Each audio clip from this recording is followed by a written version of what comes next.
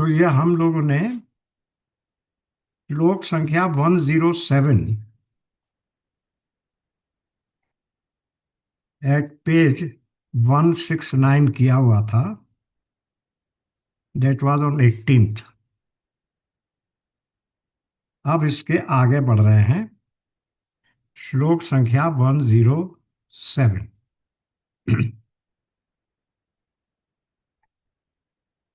श्रुतिवाणी, प्रत्यक्ष अनुभव, परंपरा और अनुमान सब इस तथ्य को पुष्ट करते हैं कि सुषुप्ति में जबकि विषयों का भाव रहता है, हमें आत्मानंद का अनुभव मिलता है। ये बात कैसे कंफर्म होती है कि सुषुप्ति में हमें आत्मानंद का अनुभव मिलता है? तीन बातें उन्होंने कही। श्रुतिवाणी यानी वेद और उपनिषद कहते हैं, प्रत्यक्ष अनुभव और परंपरा और अनुमान सब इस तथ्य को पुष्ट करते हैं कि सुषुप्ति में जबकि विषयों का अभाव रहता है। सुषुप्ति में क्या होता है? देखिए, जागृत अवस्था में हमारा शरीर, हमारी इंद्रियां, कर्मेंद्रियां, ज्ञानेंद्रियां, मन, बुद्धि, चित्त, अहंकार सब जागा हुआ है और सभी के थ्रू हमें हमारे मन में इंप्रेशन आ रहे हैं।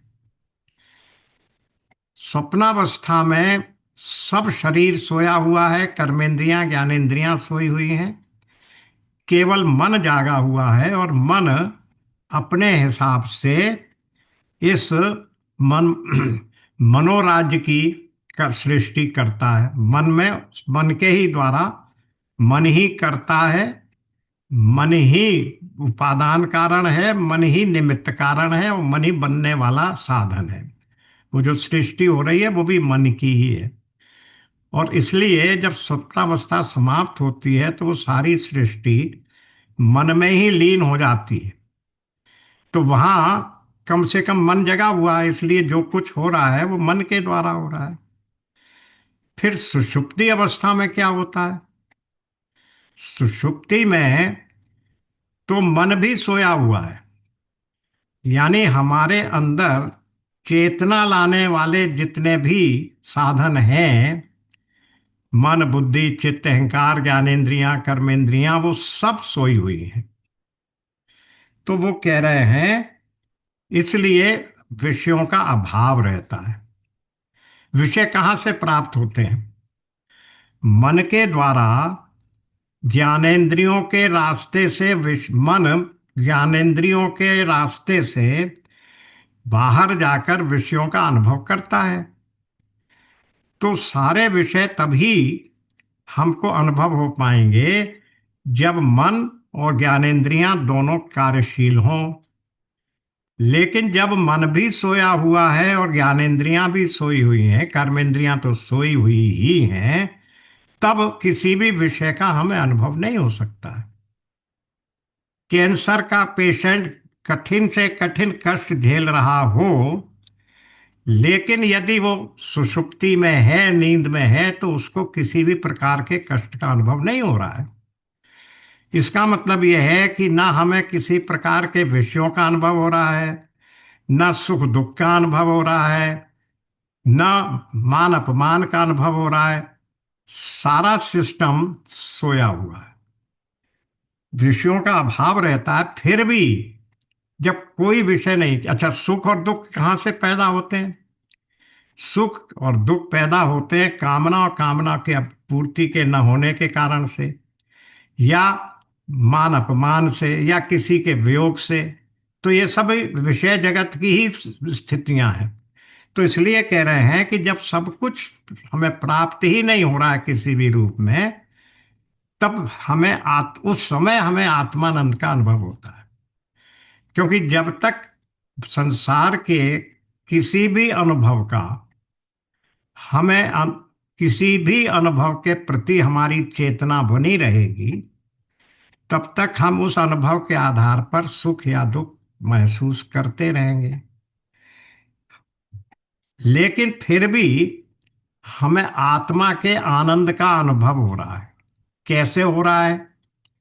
हम ये बात कैसे कहते हैं? क्योंकि जब वो व्यक्ति जो गाढ़ी नींद में सोया हुआ था उठता है, जागृत अवस्था में आता है, तब वो सबसे पहले क्या कहता है? बड़े सुख से सोया। तो ये बड़े सुख से सोया की अनुभूति या स्मृति किसे हुई? शरीर को, मन को या बुद्धि को तो हो नहीं सकती, क्योंकि वो सब सिस्टम सोया हुआ था। और बिना अनुभव के स्मृति रह नहीं सकती। जब तक मैं किसी वस्तु को देखूं नहीं, समझूं नहीं, छूं नहीं, सुनूं नहीं, तब तक उसके बारे में मुझे स्मृति कैसे हो सकती है? तो जो मैंने कहा जागने के बाद कि मैं सुख से सोया, ये सुख से सोने वाली अनुभूति स्मृति नहीं है। निद्रा अवस्था की स्मृति से मैं ये कह रहा हूं ऐसा नहीं है, क्योंकि उस काल के अनुभव की स्मृति रह ही नहीं सकती। क्योंकि स्मृति करने वाला जो हमारा साधन है, जो अंग है, मन और बुद्धि या चित्त, वो सब सोए हुए हैं। तो फिर क्या हो रहा है? तो ये केवल एक ही बात कही जा सकती है, निष्कर्ष निकलता है कि ये जो अनुभव मुझे हुआ कि मैं सुख से सोया, आ- आनंद का अनुभव हुआ, किसी प्रकार का कष्ट, किसी प्रकार का वियोग, किसी प्रकार की चिंता नहीं हुई, वो किसको हुई फिर? वो अनुभव किसका है? वो अनुभव स्पष्ट है कि वो अनुभव आत्मा का ही अनुभव है। आत्मा को ही ऐसा अनुभव हुआ। अब इसको आगे पढ़ लेते हैं। सुषुप्ति काल में जब विषयों का अभाव पूरी तरह से होता है, तब हमें जिस सुख का अनुभव होता है वो आत्मानंद ही है। उस समय सोते हुए हमें उस आनंद की चेतना नहीं होती, क्योंकि उन क्षणों में हम पूरी तरह तमस की चादर से ढके होते हैं। इसलिए पूर्णतया ज्ञान की स्थिति में होते हैं। इसीलिए कहा जाता है कि जब जागृत अवस्था में व्यक्ति आता है तो दो बातें कहता है: सुख से सोया और कुछ पता नहीं लगा। यानी वो पूर्णतः अज्ञान की अवस्था में था कि क्या हुआ, मैं कहाँ था, कितनी देर सोया, ये सब उसे कुछ भी पता नहीं है, क्योंकि हम पूरी तरह तमस की चादर से ढके होते हैं। इसलिए पूर्णतया ज्ञान की स्थिति में होते हैं। हमारा जो अनुभव होता है वो दुख के अभाव का होता है। ये बात एक बार और भी आ चुकी है कि जिसको हम साधारणतः सुख कहते हैं, सामान्यतः अधिकतर वो दुख के अभाव का ही नाम हम सुख कह देते हैं। सुख की जो परिभाषा है, जो आनंद है, वो आनंद तो हर देश, हर काल, हर वस्तु से हमेशा सदा ही मिलेगा। पर वो आनंद अपने आप में एक पॉजिटिव फैक्टर है, क्योंकि उस आनंद का विरोधी पक्ष नहीं है। सुख का विरोधी है दुख, या दुख का विरोधी है सुख। हर्ष का विरोधी है विषाद, जय का विरोधी है पराजय। लेकिन आनंद का विरोधी कोई शब्द है जिसके लिए आप कह सके कि वो आनंद आनंद नहीं है? जैसे दुख के अभाव का नाम सुख है, इसी तरह उस अनुभव के अभाव का नाम आनंद है। आनंद अपने आप में एक पॉजिटिव फैक्टर है। तो इसलिए वो कह रहे हैं दुख के अभाव का होता है। दुख तो केवल इंद्रिय, मन और बुद्धि से ही होते हैं। तीनों बातें बता दी। काया को कष्ट, शरीर को कष्ट जो होगा वो शरीर और इंद्रियों में होगा। हाथ पैर में चोट लगी, कुछ हुआ, या वियोग का दुख होगा तो वो मन को होगा। मान अपमान का दुख होगा तो बुद्धि को होगा। इसीलिए उन्होंने कहा केवल इंद्रिय, मन और बुद्धि जन्य ही होते हैं। और ये तीनों उपकरण हमें सुषुप्ति में उपलब्ध नहीं है, क्योंकि सब कुछ सोया हुआ है। इसलिए उनसे उद्भूत दुख का भी अभाव वहां रहता है। क्योंकि दुख कहाँ से आ रहा है? या तो इंद्रियों में अनुभव हो रहा है, या बुद्धि में अनुभव हो रहा है, या मन में अनुभव हो रहा है, या शरीर में अनुभव हो रहा है। तो ये सब तो वहां है ही नहीं। वो सुषुप्ति में के कारण से वो स्वयं अचेतावस्था में पड़े हुए हैं। इसलिए उनसे उद्भूत दुख हमें नहीं मिलेगा। यद्यपि सुषुप्ति में विषय वस्तु नहीं रहती, परंतु आनंद अवश्य मिलता है। इस बात को समझिए। साधारणतः जब भी हम किसी सुख की बात करते हैं, तो उस सुख को देने वाली कोई ना कोई वस्तु होती है, जिसको हम विषय वस्तु कहते हैं। यही पांचों विषय है। किसी का रूप देखा, अच्छा लगा, मुझे आनंद हुआ, सुख हुआ। किसी की ध्वनि अच्छी लगी, किसी का संगीत अच्छा लगा, स्वर अच्छा लगा, मुझे सुख हुआ। तो ये जितने भी इस प्रकार के सुख हैं, या मेरी बहुत गर्मी लग रही थी, शरीर को कष्ट हो रहा था, प्यास लग रही थी, पानी मिला और ठंडक मिली, तो मेरे शरीर का कष्ट कम हुआ, तो मुझे सुख हुआ। तो जितने भी सुख हैं, वो किसी ना किसी विषय वस्तु से ही प्राप्त होते हैं। परंतु जो सुख निद्रा में मिल रहा है, गाढ़ी निद्रा में, जिसको हम सुषुप्ति कहते हैं, स्लंबर कहते हैं, डीप स्लीप कहते हैं, उसमें जो सुख मिल रहा है वो किसी प्रकार के वस्तु के अभाव से नहीं मिल रहा है। इस बात को समझिए। सुषुप्ति में विषय वस्तु नहीं रहती, किंतु आनंद अवश्य मिलता है। क्योंकि ये आनंद फिर कहाँ आ रहा है? जहां आनंद का अनुभव किया जा सकता था, मनोबुद्धि, वो तो सोए हुए थे। तो फिर ये आनंद आत्मा को ही प्राप्त हो रहा है। ब्रह्मन का स्वरूप वस्तु निरपेक्ष चैतन्य का है। उस प्रगाढ़ निर्धा अर्थात सुषुप्ति में वस्तु निरपेक्षता तो है, किंतु उस ईश्वरी अर्थात दिव्य तत्व का विज्ञान हमें नहीं रहता। उस प्रगाढ़ निद्रा में वस्तुओं के कारण से नहीं है, लेकिन उस ईश्वरी अर्थात दिव्य तत्व का हमें पता नहीं रहता। लेकिन उसको तो रहता है, जो हमारा विज्ञान है, जो चेतन तत्व है।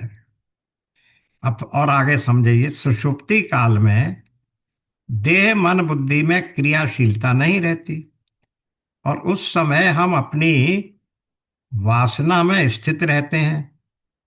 अनुभव के ये उपकरण पीछे छूट जाते हैं, और हम कारण शरीर अर्थात अविद्या में स्थित हो जाते हैं।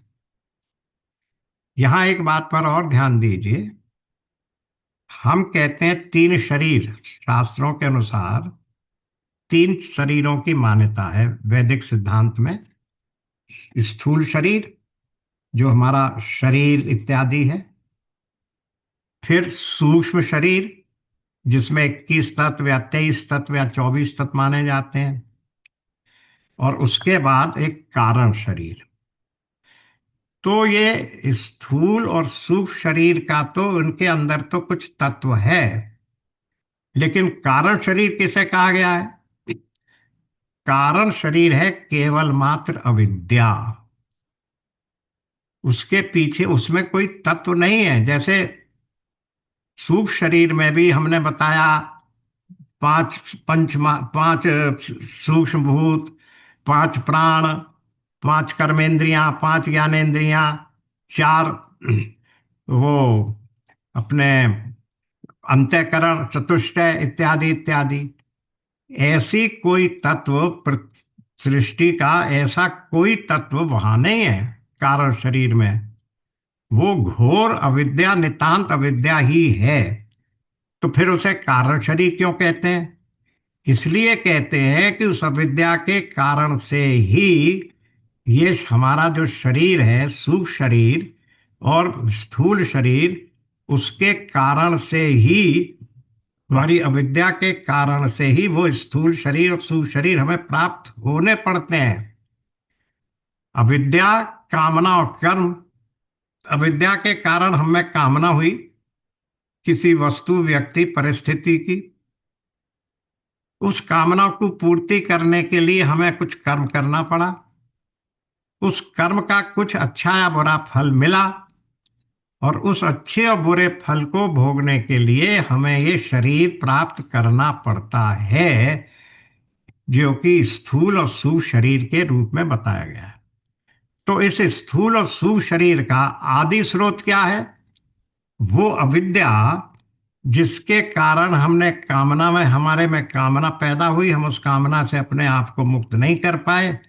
कामना की पूर्ति के लिए हमने कर्म किया। कर्म अच्छा भी होगा, बुरा भी होगा, इसलिए अच्छा या बुरा फल मिलेगा, जिसको अवश्यम भोक्तव्यम। कृत कर्म अवश्यम भोक्तव्यम। शुभाशुभ कर्म, कृत कर्म अवश्यम भोक्तम।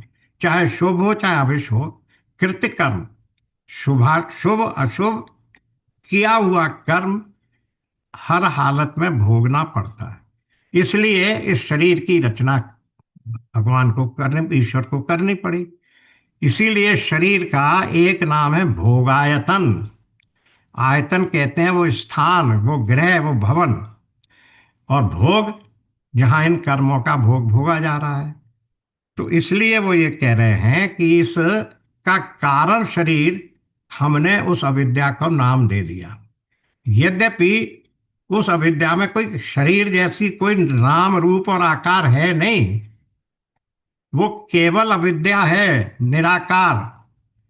तो शरीर जैसी कोई चीज है नहीं, लेकिन क्योंकि हमें सूक्ष्म शरीर का और स्थूल शरीर का एक कारण खोजना चाहिए था, और जो कि अविद्या है, इसलिए हमने उस अविद्या को नाम कारण शरीर दे दिया।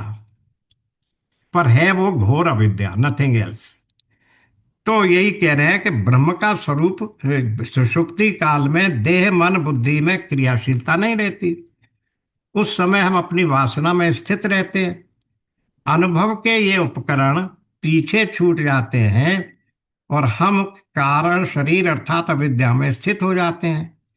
यही कारण है कि हम अपने वास्तविक स्वरूप ओम, अपनी प्रत्येक आत्मा का अनुभव सचेतन रूप से नहीं ले पाते। उस समय दुखों का जो अभाव रहता है उसे ही आनंद कह दिया जाता है।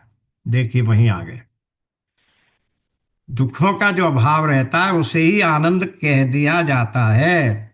सुषुप्ति में जिस सुख का अनुभव मिलता है, वह न तो तकिए के कारण है, न शीतल वातावरण के कारण, और न विगत काल की उपलब्धियों के कारण। वह तो विशुद्ध आत्मानंद है, आत्मा, आत्मा का आनंद है। श्रुतियां ऐसा ही घोषित करती हैं। इसके अतिरिक्त प्रत्यक्ष अनुभव भी सभी का स्पष्टतः यही है। इस तथ्य को परंपरा भी स्वीकारती है, और निरीक्षण एवं अनुमान से भी इसको प्रमाणित किया जा सकता है। उपर्युक्त इन सम प्रमाणों के आधार पर हमें मानना ही पड़ेगा कि सुषुप्ति का आनंद अन्य कुछ नहीं, अपितु विशुद्ध आत्म चैतन्य के निर्मल प्रकाश की भी भव्य महिमा है। आत्मा में तो सभी आनंद ही आनंद है। सत चित आनंद स्वरूप हम ब्रह्म को कहते हैं। यानी ब्रह्म आनंद स्वरूप है। उसमें कहीं बाहर से कुछ आनंद लाने के लिए कुछ करने की जरूरत नहीं पड़ती। जैसे अग्नि में दाहकता लाने के लिए कुछ करना नहीं पड़ता। सूर्य में प्रकाश और ऊर्जा, गर्मी लाने के लिए कुछ करना नहीं पड़ता, वो उनमें स्वतः ही स्फूर्त हैं। तो इसी तरीके से ये जो आत्मा है, ये जो सुषुप्ति का जो आनंद है, वो हमारे आत्म चैतन्य के निर्मल प्रकाश की महिमा है। जो हमारा आत्मा है वो तो स्वप्रकाश है, उसको कहीं से, और आनंद स्वरूप है, सत चित आनंद स्वरूप भी है और स्वप्रकाश भी है। तो उस आत्मा को कहीं बाहर से आनंद लाने की जरूरत नहीं है। जब तक मैं अपने आप को आत्मा से अलग शरीर मानता रहूंगा तब तक तो मैं दुखी रहूंगा। क्योंकि शरीर मानते हुए मुझे अब शरीर, अगर मैं शरीर हूं तो मैं करता हूं तो उन कर्मों का फल भोगने के लिए मैं भोगता हूं। फल भोगूंगा तो सुख भी मिलेगा, दुख भी मिलेगा, तो मैं सुखी दुखी भी होऊंगा। तो जब तक आत्मा से अलग अपने आप आइडेंटिटी मानते रहेंगे तब तक हम दुख भोगते ही रहेंगे। गीता में भगवान ने दो जगह कहा है कि ये पूरा संसार दुखालय है, दुख का घर है। 8.13 या 17 में कहा दुखालयम अशाश्वतम। फिर 9.17 में भी कहा अनित्यम असुखम। बात दोनों एक ही है। वो दुखालय है, दुख का घर है, शाश्वत नहीं है, अशाश्वत। फिर अनित्यम, अनित्य है, नहीं रहने वाला है। और असुखम, जिसमें कोई सुख नहीं है। तो इसलिए इस संसार में तो सुख है ही नहीं।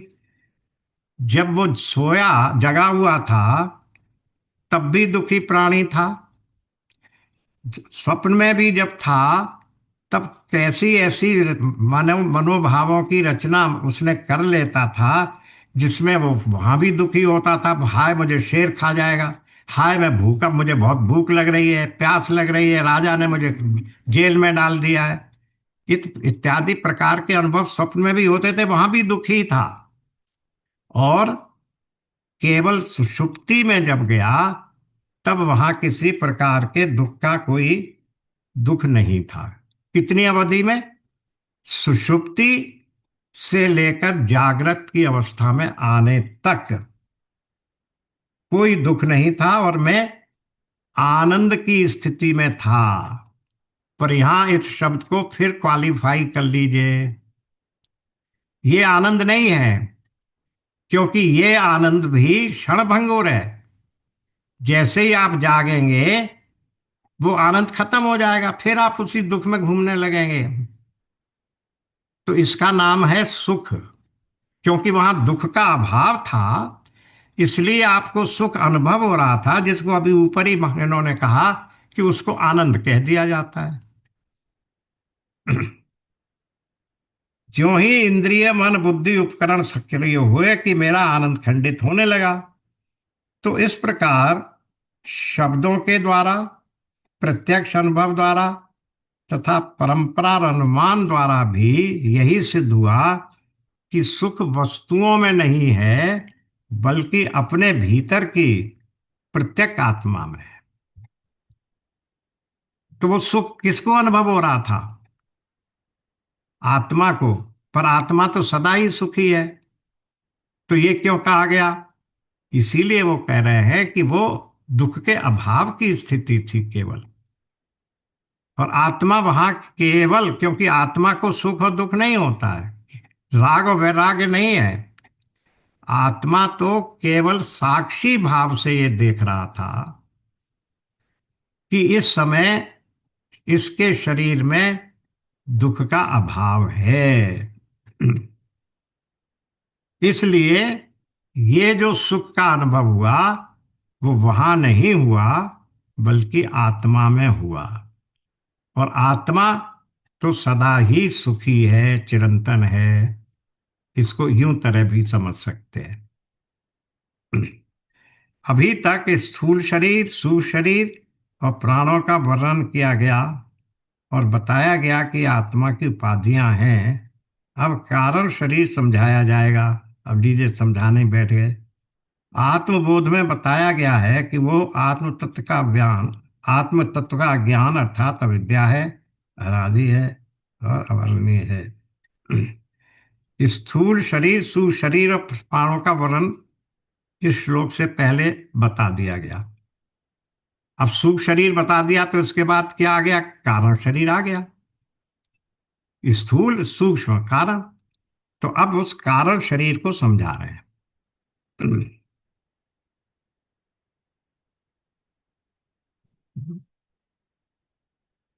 शंकराचार्य जी ने इस तरीके का ज्ञान देने के लिए दो एलिमेंट्री लेवल की पुस्तकें लिखी है, ग्रंथ हैं। एक का नाम है तत्वबोध, जिसको हम लोगों ने इस क्लास में भी किया था, पूरे एक एक श्लोक को लेके। और उसके बाद की दूसरी पुस्तक का नाम, जो उसी का समझ लिए सप्लीमेंट है, पूरक है, उसका नाम है आत्मबोध। तो इन दोनों पुस्तकों में इन्होंने यही बताया है कि आत्मबोध में बताया गया है कि वो आत्म तत्व का ज्ञान अर्थात अविद्या है, अनादि है और अवर्णीय है, जो इनकी आत्मबोध नाम की पुस्तक है। अब आगे चलते हैं। ये कारण शरीर अनादि है, अर्थात कालातीत है। ये कारण शरीर यानी अविद्या। अब अगर आप इसको कारण शरीर न कह के अगर अविद्या कह लें तो आपको बहुत क्लियर हो जाएगा कि भाई ये तो एकदम प्रारंभ में ही हम लोगों ने ये बात बताई थी कि हमारे सिद्धांत के अनुसार जगत में छह तत्व अनादि माने गए हैं। कौन कौन से हैं? ईश्वर, सॉरी, ब्रह्म, ईश्वर, जीव और माया।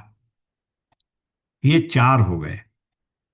ब्रह्म, ईश्वर, जीव और माया। अब तक हम लोग समझ चुके हैं कि ब्रह्म क्या है, ईश्वर क्या है और जीव क्या है। ब्रह्म तो वो ऐसा अनादि और अनंत तत्व है जिसमें किसी प्रकार का कोई भी विकार कभी भी नहीं आता, जो अव्यय तत्व है। फिर ईश्वर क्या था? ईश्वर भी अब हम प्रारंभ में नहीं समझा था कि ईश्वर क्या है, अब तो समझते हैं कि ईश्वर ब्रह्म का मायोपाधिक रूप है, उसी का नाम ईश्वर है। यानी जो माया है, उस माया की उपाधि के कारण वही ब्रह्म ईश्वर का कार्य करने लगता है, माया का उपयोग करते हुए। और माया क्या है? वो ज्ञान है, अविद्या है। माया के भी चार नाम हैं: अविद्या, माया, प्रकृति। ये सब उसी के नाम है, अविद्या के। तो ईश्वर भी हो गया मायोपाधिक ब्रह्म। लेकिन क्योंकि माया सदा से ही है, माया भी अनादि है, भाई चौथी चीज बताई अपने, ईश्वर, जीव और माया। तो माया भी अनादि है, इसलिए उस माया का अध्यास ब्रह्म पर पड़ने के कारण वो ब्रह्म मायोपाधिक या जीव हो जाता है। उसके कुछ गुण बदल जाते हैं, कुछ गुण छिप जाते हैं। अब आप एक प्रश्न ये करेंगे, देखिए मैं थोड़ा गहराई में फिर से ले जा रहा हूं। एक प्रश्न ये करेंगे कि भाई ब्रह्म तो सर्वशक्तिमान है, सर्वज्ञ है, सब बातें हैं, तो इस माया की, जो कि भगवान ने कहा कि ये तो मम माया दुरत्या, ये तो भगवान की अपनी माया है, जिसको गोस्वामी जी ने कहा कि वो भगवान की दासी है, माया। तो वो उस माया की कि ये कहाँ शक्ति आ गई उसमें कि उसने ब्रह्म को ढक लिया, ब्रह्म के ऊपर वो उसका अध्यास पड़ने लगा, या वो उसकी उपाधि बन गई। तो इसका उदाहरण गोस्वामी तुलसीदास जी ने बाल कांड की दोहा संख्या 116 से लेके आगे की चौपाइयों में दिया है, जहां उन्होंने ये कहा कि व्यक्ति ये कहता है कि सूर्य ने को बादल ने ढक लिया।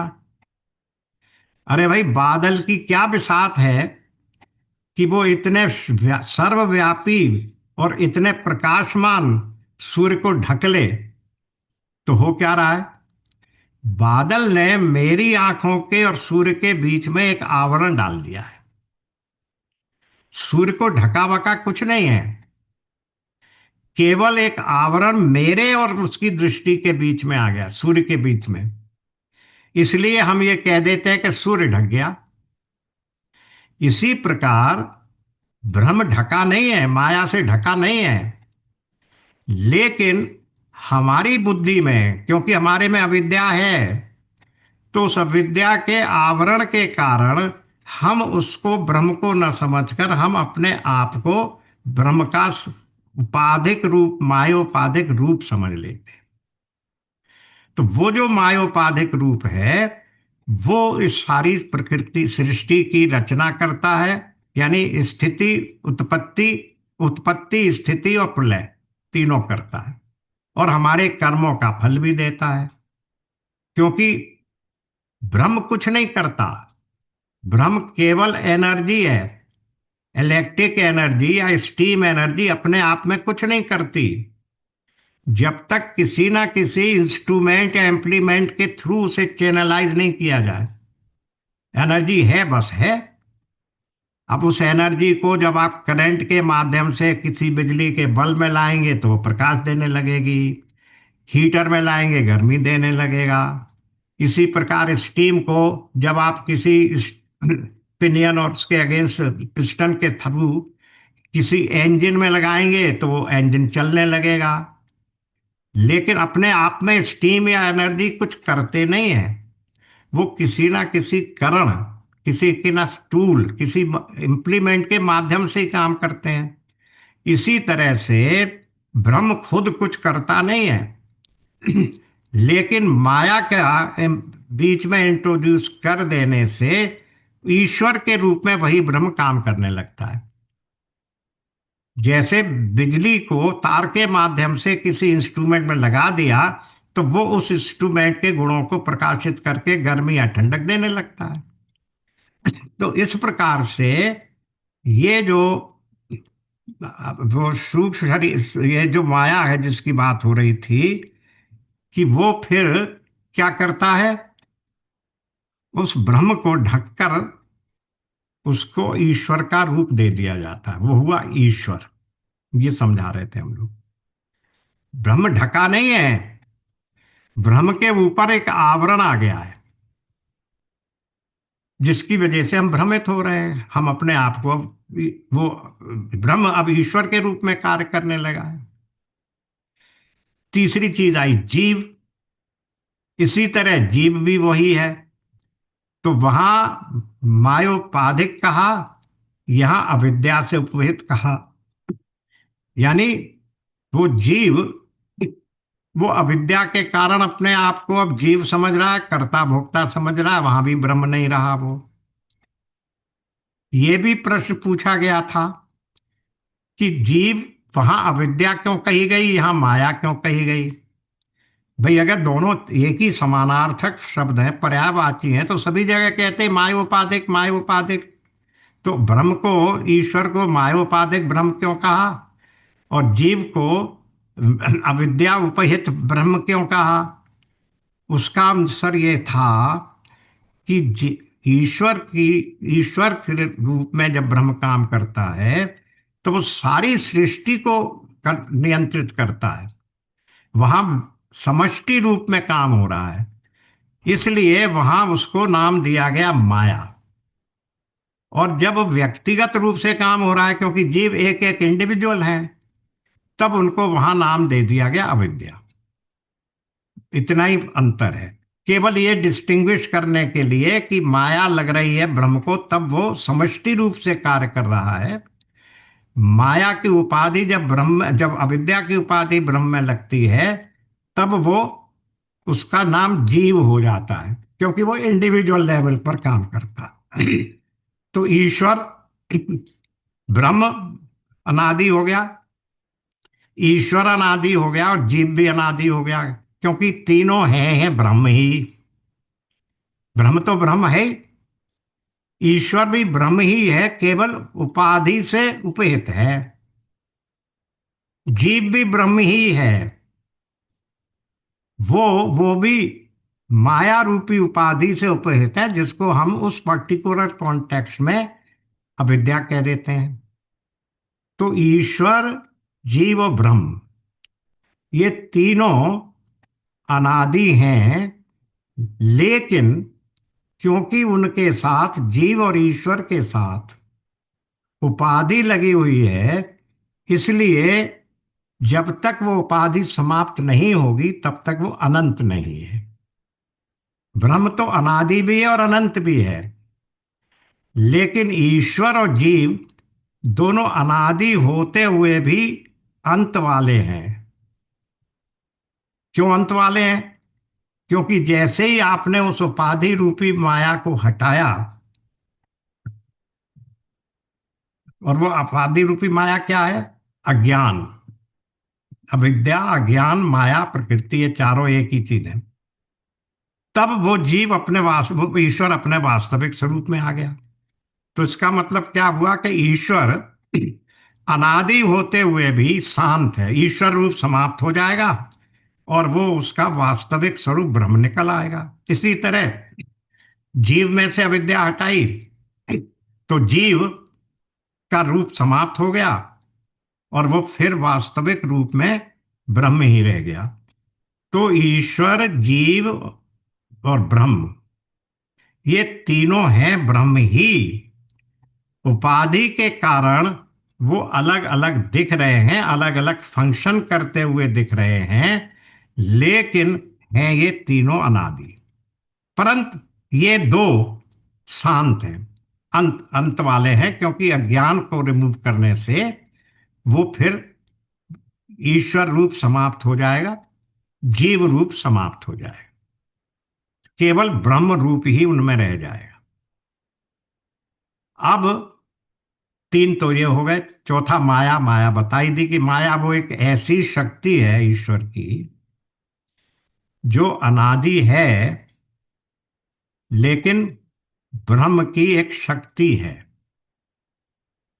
और उसकी दो विशेषताएं हैं। एक उसमें क्या है? वेलिंग इफेक्ट। वो आवरण आवरण का प्रभाव डालती है, आवरण। और दूसरा प्रक्षेपण। वो एक उस असल वस्तु को ढककर एक दूसरी वस्तु का प्रक्षेपण कर देती है, उसको दिखा देती है। जैसे हमने देखा था सर्प के उदाहरण में। वास्तविक सत्य तत्व, तत्व क्या था? रस्सी। पर उस रस्सी के ऊपर माया के आवरण से, माया क्या हुआ? अविद्या, क्योंकि हम रस्सी को रस्सी नहीं जानते थे। अज्ञान के कारण, रस्सी के ज्ञान के कारण हमें उस रस्सी में एक सर्प दिखने लगा। तो क्या हुआ इसमें प्रभाव? एक्शन क्या हुआ? प्रक्रिया क्या हुई? माया शक्ति ने, या उस भ्रम ने, या उस अज्ञान ने, अब माया का नाम भूल जाइए क्योंकि माया और अज्ञान दोनों पर्यायवाची हैं। अज्ञान के कारण, उस रस्सी के अज्ञान के कारण हमने उसमें सर्प देखा। तो ये सर्प कैसे पैदा हुआ? क्योंकि उस अज्ञान के कारण वो रस्सी तो ढक गई, क्योंकि वो आवरण आवरण शक्ति है उसमें, और उसकी जगह से एक सर्प प्रोजेक्ट हो गया। पर ये दोनों ही क्या है? ये वास्तविक नहीं है, कल्पना है, भ्रमे भ्रम है। सर्प न तीनों कालों में कभी भी नहीं था। और जब हमने प्रकाश आया, सरस्सी दिख गई, तब भी वो कहीं गया नहीं, क्योंकि वो कभी था ही नहीं। तो इस प्रकार से ये हो गई माया। अब चौथी चीज क्या है? चार तो हो गए, ईश्वर, ब्रह्म, ईश्वर, जीव और माया। अब आया ईश्वर और जीव का भेद। ये क्या है भाई? ईश्वर और जीव में कोई भेद है कि नहीं? अच्छा, आप लोग अपनी कॉमन सेंस से बताइए।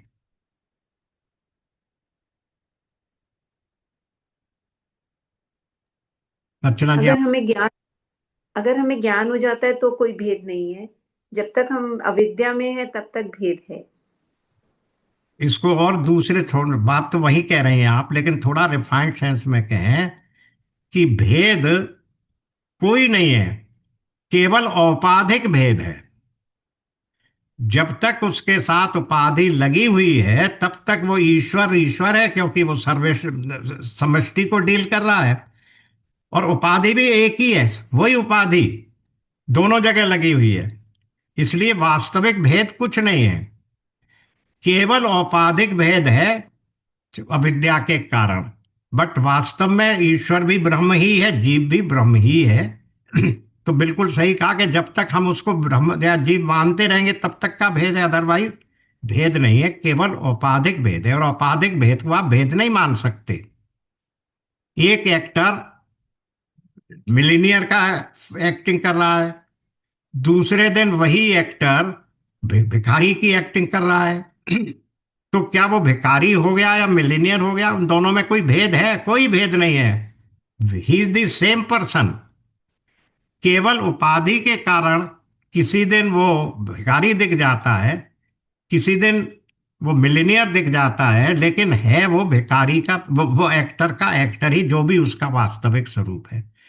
इसलिए ना भिखारी रूपी एक्टर में कोई अंतर है, ना मिलीनियर रूपी एक्टर में कोई अंतर है, क्योंकि दोनों हैं एक्टर ही, सेम व्यक्ति ही है। तो वो दोनों स्थानों पर वो केवल क्या है? वो ब्रह्म ही है। नाम के लिए, उपाधि के कारण उसके नाम हमने बदल दिए, जीव और ईश्वर, लेकिन उन दोनों के बीच में कोई भेद है नहीं। अब छठी बात आई। छठी बात आई, ब्रह्म और जीव का संबंध।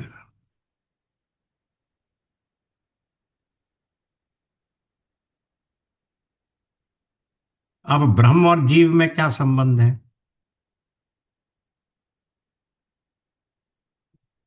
ब्रह्म और जीव में कोई संबंध नहीं है। जैसे रस्सी में दिखने वाले सर्प में और रस्सी में कोई संबंध है क्या? कोई संबंध नहीं है, केवल अज्ञान का संबंध है। उस अज्ञान या विद्या या उस माया के द्वारा देखने मात्र का, भ्रम का, भ्रम के कारण वो जीव दिख रहा है, लेकिन ब्रह्म और जीव में कोई संबंध है नहीं। क्योंकि जीव क्या है? जीव केवल औपाधिक वस्तु है। ब्रह्म, वो क्या था? सर्प, उसकी तो कोई सत्ता ही नहीं है। वो केवल हमारी कल्पना में ही तो स्थित है। इसी तरह जीव भी, उसकी कोई एग्जिस्टेंस नहीं है। जीव भी तभी तक है जीव जब तक वो उपाधि से उपेत है। इसलिए ब्रह्म और जीव में कोई संबंध नहीं है। वैसा ही संबंध है जैसा रस्सी और सर्प में संबंध है। तो ये इस प्रकार ये छह तत्व बताए गए थे। वो छह के छह, छह में से पांच अनादि, तो छह के छह अनादि हैं। परंतु ब्रह्म के अतिरिक्त बाकी पांचों तत्व अनंत नहीं हैं। वो सब अनंत वाले हैं, अंत वाले हैं।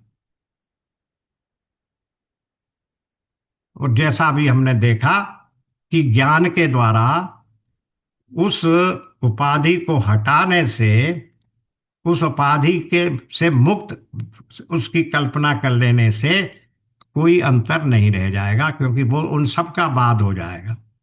ना फिर ईश्वर की सत्ता रहेगी, ना जीव की सत्ता रहेगी, ना माया की सत्ता रहेगी। क्योंकि माया भी फिर ब्रह्म की शक्ति में ही लीन हो जाएगी, अलग से कुछ नहीं होगा। इस तरीके से ये पांचों तत्व अनादि होते हुए भी अंत वाले हैं। और अंत काहे से हो रहा है इन सब का? ये भी देखिए, एक बात और आश्चर्य की है। केवल मात्र एक ज्ञान एक ऐसी वस्तु है जिससे सारे भ्रमों का सारी कल्पनाओं का, सारे भय, दुख, शोक, सबका अंत हो जाएगा। कैसे? जब तक सर्प था तब तक हमें दुख दे रहा था ना, हम भागे थे कि इसको, इससे बचें, ये कहीं हमें काट ना ले। उससे बचने की व्यवस्था की थी, तो ये दुख कहां से आ रहा था? केवल उस भ्रम के कारण, उस अज्ञान के कारण, जिसके कारण रस्सी हमें सर्प दिख रही थी। दूसरा उदाहरण ले लीजिए। वो जो उसमें सीप में जो हमें चांदी दिख रही थी, बड़ा बड़ा सुख दे रही थी कि अरे सामने इतनी चांदी पड़ी है, लाओ हम उठा लाए। और जब वहां पहुंचे तो क्या मिला? वो सीप जिसकी एक पैसे भर की भी कीमत नहीं थी। तो जो बड़े सुख से फूले हुए, हर्ष फूरित आ रहे थे, आप फिर दुख में परिवर्तित हो गए। तो ये जो अविद्या है या अज्ञान है, सारे दुख इस अविद्या या ज्ञान के ही प्रणीत हैं, इसी के द्वारा बनाए गए हैं। इसलिए ये पांचों के पांचों केवल ज्ञान के द्वारा समाप्त किए जा सकते हैं। मतलब इनकी उपस्थिति या इनकी आदित्य होते हुए भी इनमें ये शांत हैं, अनंत नहीं है। केवल ब्रह्म अनंत रहता है। तो इस प्रकार से अब हम लोग किस जगह थे? यहाँ थे। उपर्युक्त इन सब प्रमाणों के आधार पर हमें यह मानना ही पड़ेगा कि सुषुप्ति का आनंद कुछ नहीं, अपितु विशुद्ध आनंद आत्म चैतन्य के निर्मल प्रकाश की भव्य महिमा है। रात में सोने के पहले तक मैं एक दुखी प्राणी था। जब जगा तब भी यथावत वही दुखी प्राणी था।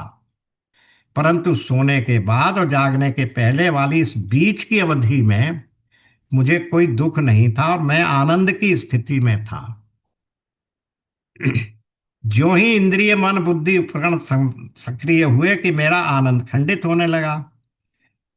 तो इस प्रकार श्रुति के शब्दों द्वारा, प्रत्यक्ष अनुभव द्वारा तथा परंपरा और अनुमान द्वारा भी यही सुख सिद्ध हुआ कि सुख वस्तुओं में नहीं है, बल्कि अपने भीतर की प्रत्येक आत्मा में है। क्योंकि वो जो सुख उस पीरियड में मुझे मिला, वो आत्मा का सुख था। और आत्मा सदैव शुद्ध बुद्ध मुक्त आनंद स्वरूप है, सत्य चित आनंद स्वरूप है। इसलिए वो उतनी देर के लिए मुझे जो सुख महसूस हुआ, वो और सुख दुखों के अनुभव के हट जाने से आत्मा के सुख का अनुभव मुझे हुआ, जिसको हमने कहा, मैं सुषुप्ति के बाद उठने पर मैंने कहा मैं बड़े सुख से सोया। ये बात, और ये भी बात पहले बताई जा चुकी है कि इस प्रकार का अनुभव एक व्यक्ति को नहीं है, अलग का अलग अलग अनुभव नहीं होगा। 100 व्यक्तियों से भी आप पूछोगे, सबका अनुभव ये, सब यही कहेंगे अरे बड़े सुख से सोया, कुछ पता नहीं लगा। इससे क्या सिद्ध हुआ? इससे ये भी सिद्ध हुआ कि वो आत्मा का ही अनुभव था। और ये भी सिद्ध हुआ कि सबकी आत्मा एक है। ये बात को अब सिद्ध करने की जरूरत नहीं है, वरना तो ये है कि हाँ भाई, हर शरीर में आत्मा अलग है, चींटी की आत्मा अलग, हाथी की आत्मा अलग, मेरी आत्मा अलग, एक्स की अलग, वाई की अलग। नहीं, ये अनुभव सुषुप्ति के बाद उठने का, ये बात सिद्ध करता है, भौतिक जगत में भी सिद्ध करता है कि आत्मा सबका एक ही है, वरना सबका अनुभव एक सा नहीं हो सकता था। जैसे सुख दुख के अनुभव अपने अलग अलग हैं, क्योंकि वो मन और बुद्धि पर निर्भर करते हैं। ये अनुभव अलग अलग क्यों नहीं है? क्योंकि ये आत्मा पर निर्भर है, और आत्मा में कोई दुख और सुख जैसी कोई वस्तु है नहीं, एक सी, एक रस आनंद है। इसलिए वो आत्मा का आनंद था जो हमें उस पीरियड में अनुभव हुआ। ये बात यहां तक समझाई गई।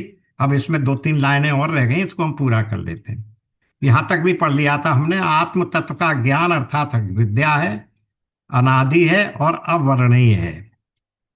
माया आत्मा की उपाधियां हैं। अब कारण शरीर समझाया जाएगा। ये कारण शरीर अनादि है, अर्थात कालातीत है। वो अज्ञान भी है, सारे भ्रम अथवा विपरीत ज्ञान का कारण भी है। जब खंबा खंबा नहीं दिखाई देता तो ये भ्रम होता है कि वो कोई भूत है। अज्ञान से ही भ्रम उद्भूत होता है। अर्थात सत्य वस्तु का अग्रहण, सत्य वस्तु को ना देख पाना, उसको ना समझ पाना, सत्य को सत्य ना समझना, जो वस्तु जैसी है उसे वैसी ना समझने में क्या होता है, अन्यथा ग्रहण को जन्म देता है। हम उसको दूसरा समझेंगे। जैसे बिजली के खंभे को या सूखे ठूंठ वाले बने हुए पेड़ के तने को हम भूत मान लेते हैं। जब सत्य प्रकट होता है तब तत्क्षण भ्रम निवारण हो जाता हूं। मैं शरीर हूं, मैं मन हूं, मैं बुद्धि हूं, आदि भ्रम का कोई ना कोई कारण तो जरूर होता है। ये कारण ही कारण शरीर कहलाता है। तो क्या हुआ कारण? वही भ्रम। और भ्रम क्या हुआ? अविद्या, अज्ञान। तो ये घोर अविद्या का नाम ही कारण है। ये का भ्रम का कोई ना कोई कारण होता है, ये कारण ही कारण शरीर कहलाता है। सत्य का अज्ञान वासना जनित है।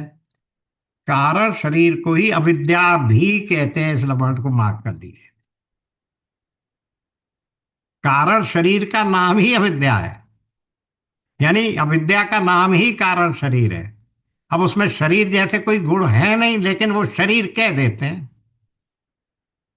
क्योंकि सूक्ष्म शरीर और स्थूल शरीर का कोई कारण होना चाहिए, इसलिए उसको कह दिया कारण शरीर। लेकिन है क्या?